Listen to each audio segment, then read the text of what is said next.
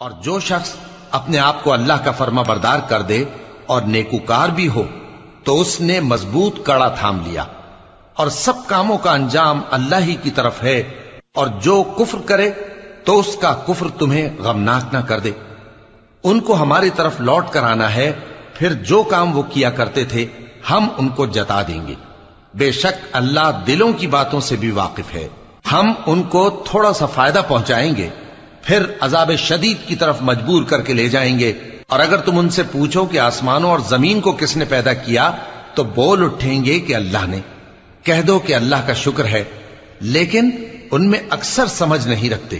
جو کچھ آسمانوں اور زمین میں ہے سب اللہ ہی کا ہے، بے شک اللہ بے نیاز ہے، لائق حمد و ثنا ہے۔ اور اگر یوں ہو کہ زمین میں جتنے درخت ہیں سب کے سب قلم ہو، اور سمندر کا تمام پانی سیاہی ہو، اور اس کے بعد 7 سمندر اور سیاہی ہو جائیں، تو اللہ کی باتیں یعنی اس کی صفتیں ختم نہ ہوں۔ بے شک اللہ غالب ہے، حکمت والا ہے۔ اللہ کو تمہارا پیدا کرنا اور جلا اٹھانا ایک شخص کے پیدا کرنے اور جلا اٹھانے کی طرح ہے۔ بے شک اللہ سننے والا ہے، دیکھنے والا ہے۔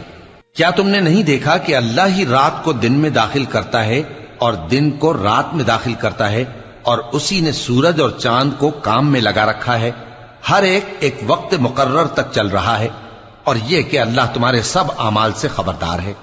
یہ اس لیے کہ اللہ کی ذات ہی برحق ہے، اور جس کو یہ لوگ اللہ کے سوا پکارتے ہیں وہ سب باطل ہے، اور یہ کہ اللہ ہی عالی رتبہ ہے، گرامی قدر ہے۔ کیا تم نے نہیں دیکھا کہ اللہ ہی کی مہربانی سے کشتیاں سمندر میں چلتی ہیں تاکہ وہ تم کو اپنی کچھ نشانیاں دکھائے؟